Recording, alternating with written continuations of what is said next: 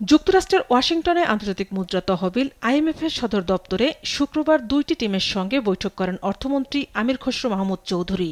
বৈঠক শেষে আলোচনার ফলাফল সাংবাদিকদের বিস্তারিত তুলে ধরেন তিনি। বলেন, ব্যাংক খাতে সংস্কারের ধীরগতি, নতুন ব্যাংক রেজুলেশন আইন, রাজস্ব আদায় পরিস্থিতি ভালো না হওয়ায় আইএমএফ পরবর্তী ঋণ ছাড় স্থগিতের বিষয়ে গণমাধ্যমে প্রকাশিত খবর সঠিক নয়। বৈঠকে আইএমএফ ইতিবাচক মনোভাব দেখিয়েছে বলেও জানান তিনি। এ সময় আগের জটিলতা দ্রুত সমাধান হবে আশা প্রকাশ করে মন্ত্রী বলেন, ছাড় হতে যাওয়া ঋণের প্যাকেজ নিয়েও আলোচনা হয়েছে। বিএনপির অর্থনৈতিক পলিসি ম্যানিফেস্টোর সাথে অ্যালাইন, এবং যেহেতু তারা অ্যালাইন, তারা এখানে সাপোর্ট দেওয়ার জন্য প্রস্তুত আছে। বাট ফাইনাল প্যাকেজটা কি হবে, এগুলো আলোচনা হচ্ছে। ভিগো ওয়্যার গার্ড প্রয়োজন মতো বাঁকানো যায়, অধিক চাপেও ভাঙে না। ভিগো।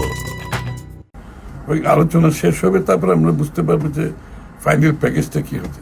এখানেও শেষ হবে না, আমরা এখান থেকে যে সবকিছু ফাইনাল, এটা তো চলতে থাকবে, এটা চলমান প্রক্রিয়া। বৈঠকে জ্বালানি সংকট নিয়েও আলোচনা হয়েছে বলে জানান অর্থমন্ত্রী।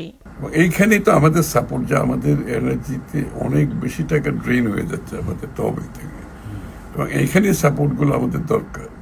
এবং এইখানে সবাই এই সাপোর্টটা, এগুলো যে আইএমএফ, ওয়ার্ল্ড ব্যাংক তো না, এটা তো অনেকগুলো মাল্টিলেটারাল বডি আছে।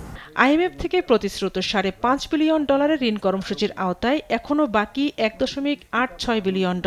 এর মধ্যে চলতি অর্থবছরের জুনের মধ্যে $1.3 বিলিয়ন ছাড়ের প্রত্যাশা নতুন সরকারের। ব্যাংকিং সেক্টরের অবস্থা ভালো না, এখানে ব্যাংকগুলোকে আমার রিক্যাপিটালাইজ করার একটা বড় ইস্যু আছে। এখানে তাদের ফান্ড ইনজেকশনের জন্য কি করা যায়, এগুলো আমরা আলাপ করেছি। ঝর্ণা রায়, দেশ টিভি, ঢাকা। প্রাইভেট সেক্টরের মধ্যে একটা